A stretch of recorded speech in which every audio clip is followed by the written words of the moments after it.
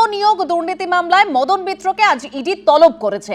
এর আগে 14 জুলাই মদন মিত্র স্ত্রী এবং দুই ছেলেকে ইডির তরফে নোটিশ পাঠানো হয়, আর তার পরদিনই আমরা জানি যে শিবির বদল করে ঋতব্রত তৃণমূলে চলে যান কামারহাটির বিধায়ক। আজকে তাকে ইডি তলব করেছে পুরো নিয়োগ দুর্নীতি মামলায়। তার কাছ থেকে ঠিক কোন কোন বিষয় জানতে চাওয়া হবে আমরা জানবো। আমাদের প্রতিনিধি আবির দত্ত রয়েছেন আমাদের সঙ্গে এই মুহূর্তে। আবির, ইডির তরফ থেকে ঠিক কি বলা হচ্ছে, কি জানতে পারছো এই মুহূর্তে? আর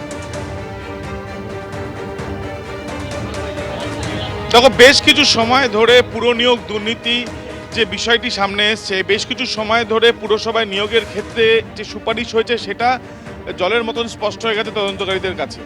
কিন্তু এই যে সুপারিশ হয়েছিল সেই সুপারিশ কি মর্মে, টাকার বিনিময়, সেই প্রশ্নের জবাব তারা খুঁজতে গিয়ে তারা দেখেন যে দক্ষিণ দমদম পুরসভার ক্ষেত্রে টাকার বিনিময়ে সুপারিশ করা হয়েছে এবং তারপরে চাকরি হয়েছে।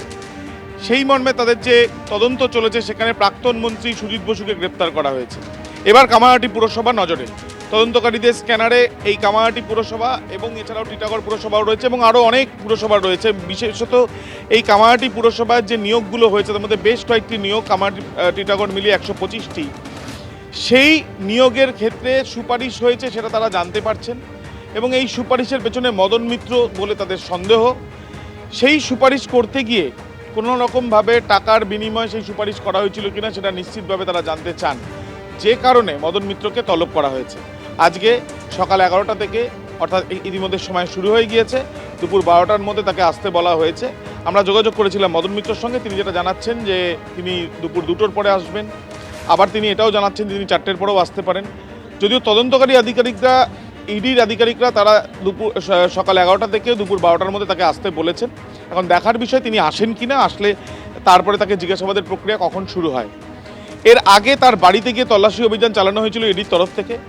অয়নশীলের বাড়িতে যখন প্রথম তল্লাশি চালানো হয়, তার হুগলি এবং সল্লেকের যে বাড়িতে, সেখানে তল্লাশি চালাতে গিয়ে প্রথম বেশ কিছু কাগজ মেলে। এই অয়নশীলকে যে কারণে তার বাড়িতে তল্লাশি চালানো হয়েছিল, শিক্ষা নিয়োগ দুর্নীতি তদন্ত করতে গিয়ে ইডির অফিসাররা তার বাড়িতে তল্লাশি চালায়।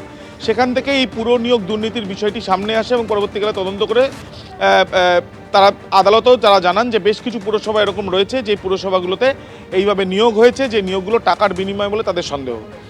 এবং এই ক্ষেত্রে মদন মিত্রের স্ত্রী, তার দুই সন্তান, তাদেরকে ডেকে তাদের বেশ কিছু নথি খতিয়ে দেখা হয়েছে এবং এই যে নথিগুলো খতিয়ে দেখা হয়েছে সেগুলো ব্যাংক সংক্রান্ত নথি। 3টে এরকম অ্যাকাউন্ট রয়েছে, তার মধ্যে 2টি অ্যাকাউন্টে বেশ কিছু ট্রানজাকশান রয়েছে যেগুলো তদন্তকারীদের স্ক্যানারে।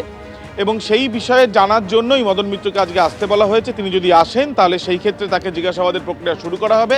দেখা হবে যে পুরসভায় দুর্নীতি হয়েছিল কিনা, অর্থাৎ পুরসভা নিয়োগের ক্ষেত্রে এই দুর্নীতিতে কে বা কারা জড়িত, সেক্ষেত্রে কি মদন মিত্রের যোগ রয়েছে, সেটা নিশ্চিত হওয়ার জন্যই তাকে জিজ্ঞাসাবাদের জন্য ডেকে পাঠানো হয়েছে। ধন্যবাদ আবির। ঠিক যেরকম আমাদের প্রতিনিধি জানাচ্ছিলেন যে এই পুরো নিয়োগ দুর্নীতি মামলায় আগেই কামারহাটের তৃণমূল বিধায়ক মদন মিত্রের একাধিক ঠিকানায় হানা দেয় ইডি। ইডির যা দাবি যে কখনো নগদ আবার কখনো সোনা দানা ঘুষ দিয়ে কামারহাটি ও টিটাগড় পুরসভায় চাকরি পেয়েছেন অন্তত 125 জন, যার সঙ্গে মদন মিত্রের যোগ থাকতে পারে। গত 14 জুলাই মদন মিত্র স্ত্রী এবং দুই ছেলেকে ইডির তরফে নোটিশ পাঠানো হয় এবং তারপর দিনই শিবির বদলে ঋতব্রত তৃণমূলে চলে যান মদন মিত্র। ইডির তলবে 22শে জুলাই বুধবার সিজিও কমপ্লেক্সে হাজিরা দেন মদন মিত্রর এক ছেলে। তারপর 23শে জুলাই অর্থাৎ বৃহস্পতিবার ইডির দপ্তরে আসেন মদন মিত্রর আরেক ছেলে স্বরূপ মিত্র। তারপরের দিন শুক্রবার 24 তারিখ হাজিরা দেন তার স্ত্রী অর্চনা মিত্র। আর এবার মদন মিত্রকে আজকে তলব করেছে ইডি।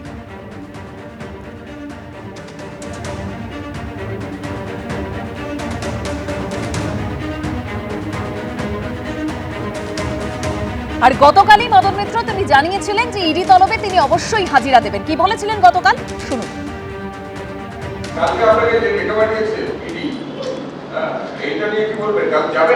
নিশ্চয়ই, একমাত্র আমি ভারতবর্ষের 150 কোটির দেশে আমি প্রথম পঞ্জি, এই যে পঞ্জি স্কিম, তার সব থেকে প্রথম ভিকটিম ছিলাম আমি 2008 সাল থেকে। এটা 2026। আমার জীবনের অনেকগুলো দিন, কয়েক বছর সময় আমার জীবনের খাতা থেকে ছিঁড়ে নেওয়া হয়েছে। কিন্তু আপনি যদি জিজ্ঞেস করেন কালকে আমায় ডেকেছে, আমি যাব না? নিশ্চয়ই যাব। আমার বিরুদ্ধে অভিযোগ দিল্লির এজেন্সি ডেকেছে, আমি যাব, যা যা জিজ্ঞেস করবেন যতটা সম্ভব সত্যকে আমি আমার যতটা সত্য আমি জানি আমি সেটা বলবো এবং সমস্ত রকম আমি সহযোগিতা করব।